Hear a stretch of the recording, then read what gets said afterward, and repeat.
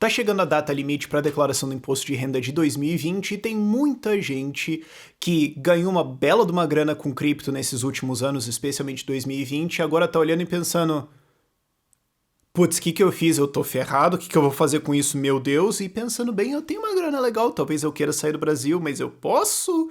Vamos conversar sobre isso.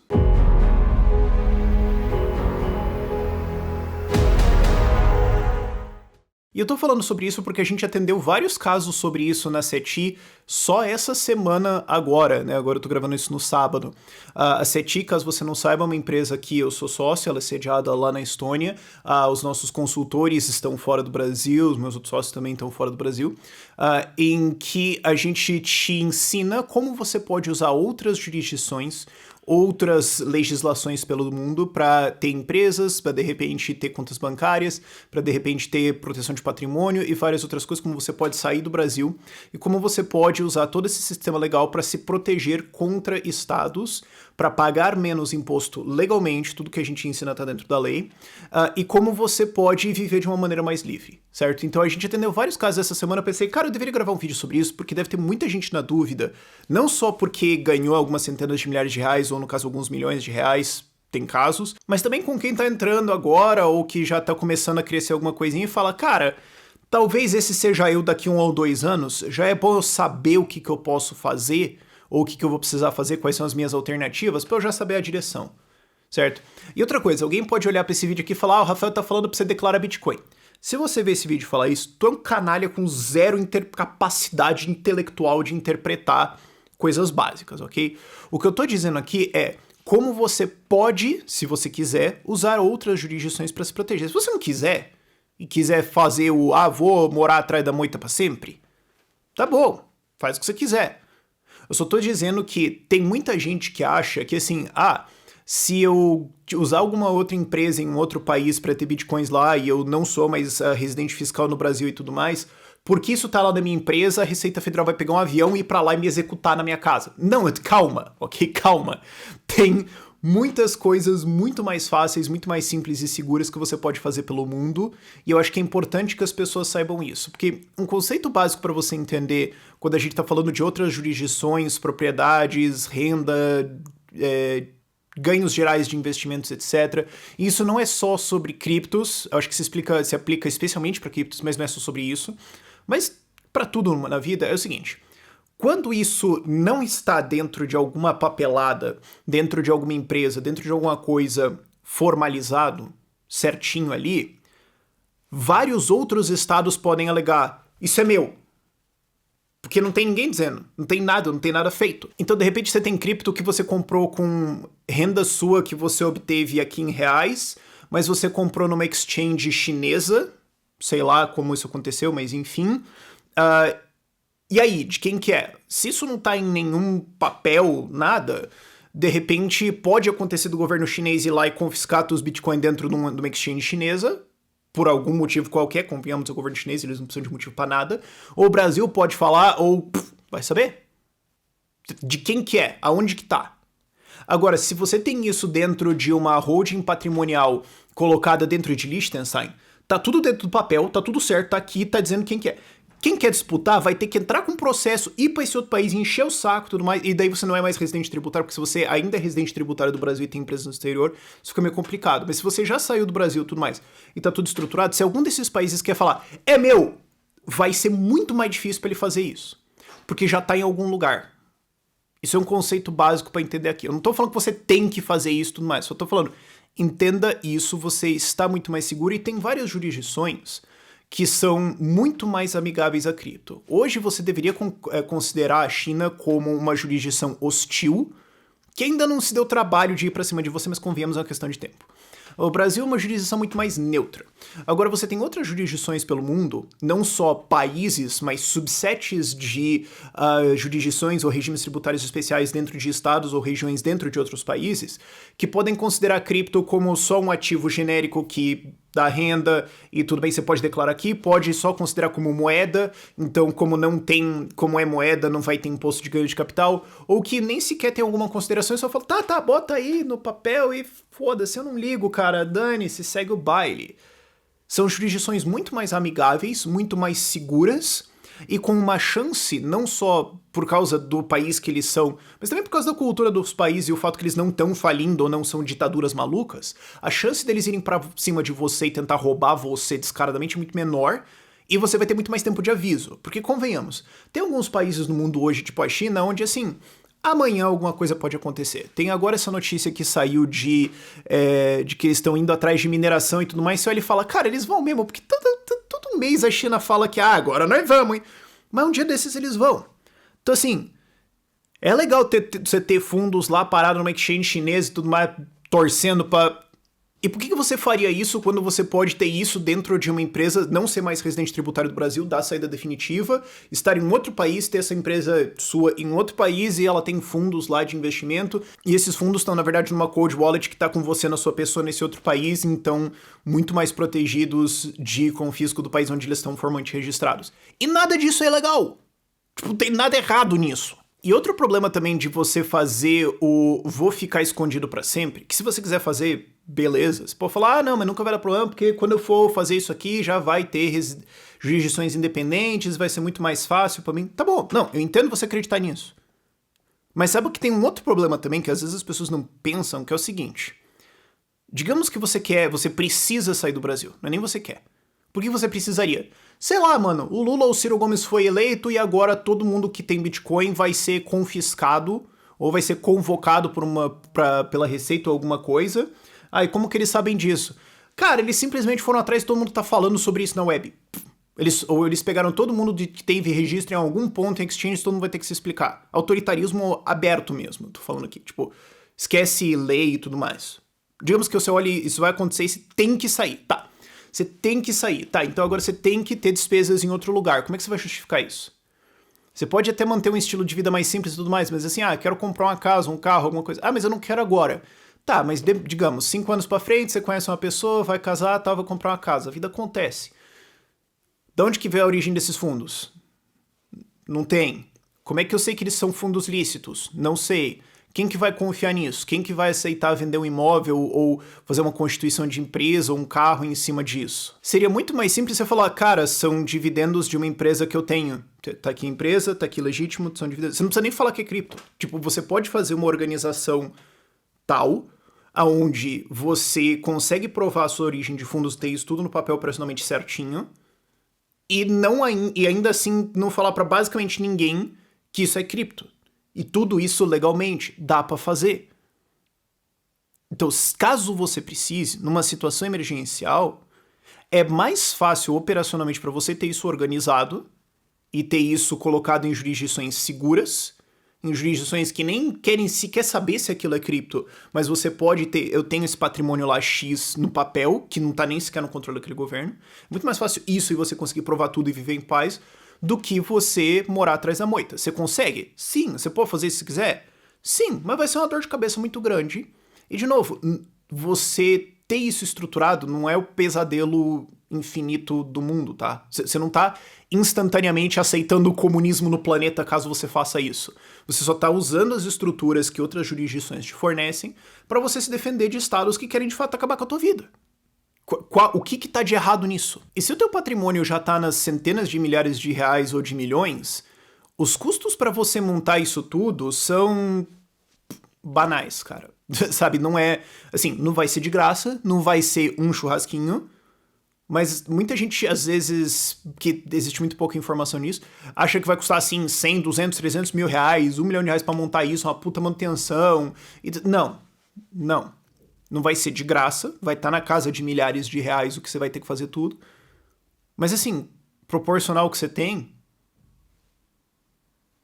considere isso como, cara, eu tenho uma casa, então eu tenho que ter alarme e uma cerca. É a mesma coisa, entendeu? Você paga uma certa porcentagem de o que você ganha por segurança, isso não é diferente. Considere isso dessa forma. E se o teu patrimônio já tá nessa casa também... Você consegue visto temporário para estar num país, na maior parte dos países que tem uma noção mínima de lógica, isso então exclui países como o Brasil, mas enfim, você consegue um visto temporário muito facilmente. Porque muita gente foca em eu tenho que ter passaporte. Tem que ter cidadania. E sim, é legal se você tem um patrimônio condizente e tudo mais, você tem um segundo passaporte, alguma coisa que proteja você, que é muito difícil de tirar você, que te dá acesso a outros países sem a necessidade de visto. Tá. Mas o passaporte brasileiro já é muito forte em termos de viagem, já é um passaporte bom, e você só precisa, para ficar num país, de residência temporária com algo que você consiga estender esse temporário bastante. Exemplo, você tem uma empresa lá que está capitalizada. Então você pode abrir uma empresa e fazer uma capitalização de, na maior parte dos países europeus, 20 mil euros já te resolve, ok? E você coloca isso dentro da empresa e essa empresa contrata você. Você é self-employed, você é autocontratado, você trabalha para sua empresa. Isso já te dá o visto de residência temporária na maior parte dos países decentes do mundo. Você consegue, inclusive, em países da América Central ou do Sul da Ásia, também com valores desse tipo. E, mas aí eu tenho que gerir uma empresa... Não, você não tá entendendo. A empresa tem que existir, ela tem que ter os fundos, ela contrata você. Se você ainda está descobrindo o que você vai fazer e tudo mais, você está fazendo alguma atividade pequena, tudo mais, tá bom. O importante é você ter o visto. Você não precisa ter um negócio operando com funcionário, sede, logo, pet da firma, escritório... Não. Você precisa ter um CNPJ capitalizado e você é contratado por ele. Porque você só precisa provar pro país que eu não tô vindo aqui roubar emprego de vocês, tá? Eu me seguro. É só isso. E com isso você consegue acessar vários países. É perfeitamente possível. E daí você sai do Brasil, dá a sua saída definitiva, o que significa eu não tenho mais nada a ver com a receita desse país, abraço, vocês não têm mais alegação em cima de mim, tchau. Você vai para uma jurisdição muito mais amigável, consegue esse visto temporário e tem tudo, o teu patrimônio protegido, tudo certinho, e não precisa mais se preocupar com a maluquice de Brasil. Outra dúvida também que eu vejo bastante. Mas eu preciso levar família. Família imediata, pais, esposa, marido, filhos. Tá tudo incluído dentro de vistos como esse. Meu visto, como eu tô self-employed aqui dentro de uma empresa no país, eu posso levar minha esposa, filhos e meus pais. Sim, você pode. Porque tem algumas pessoas que acham, eu vou, mas na minha família não pode ir. Não, claro que eles podem. Sim, tá tudo bem. Mas o visto é só temporário. Ele é temporário enquanto essa empresa existir, tiver capitalizado nesse valor e contratar você. Você planeja falir essa empresa nos próximos 2 anos? Não. Então tá bom. Ele é temporário nesse sentido. Permanente seria assim, eu tenho um imóvel, alguma coisa que não vai ser revogada, alguma coisa que não vai variar lá pra frente e que pode fazer com que não justifique-se mais você estar no país. Um visto temporário, por exemplo, é um visto de emprego. Ele é temporário enquanto você está trabalhando lá. Se a empresa te demitir, você vai embora. Mas não é como se fosse assim, você pode ficar 1 ano e depois dane-se, a gente não quer mais você. E aliás, tem alguns países que eles nem exigem visto. Por exemplo, a Geórgia tem 1 ano de permanência lá sem visto. E às vezes a galera fica até um pouco confusa, explicar isso pra brasileiro é um pouco estranho. Tipo, mas como assim? O que eu preciso fazer? Cara, você pega a passagem de avião, vai pra lá, sai do aeroporto e fim. Isso é toda a burocracia que você precisa fazer pra ficar 1 ano na Geórgia sem ter que explicar nada pra ninguém.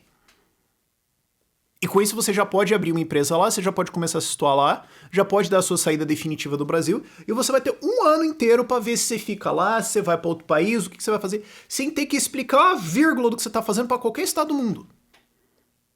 É mais fácil do que muita gente imagina, sabe? Muita gente pensa, tem que ter passaporte, é minha descendência, e o passaporte no país lá, não sei o que, custa $500 mil de euros. Não, cara, calma, respira, parou, calmou. 1 ano na Geórgia, você tem que explicar nada pra ninguém. E outra coisa que a gente viu bastante dentro da CETI, que eu acho que é uma dúvida que várias pessoas podem ter, eu sou trader, eu faço arbitragem, etc. Vai entrar tudo você vai ser considerado por países como trader. O que eu faço? Cara, existem várias jurisdições no mundo onde você pode fazer isso via uma pessoa física ou pessoa jurídica e tá com uma carga tributária muito pequena em cima só dos seus lucros realizados. E dependendo de como você faz isso, para qual país vai, fica bem mais barato. Isso eu digo porque se você faz uma venda para reais aqui no Brasil, você vai pagar imposto de ganhos de capital em cima do lucro que você teve da sua operação, né? Se você vai para reais, se você sair de criptomoedas e vai para shitcoin brasileira. Isso vai começar lá em 15% e daí vai saber onde essa porcaria vai parar.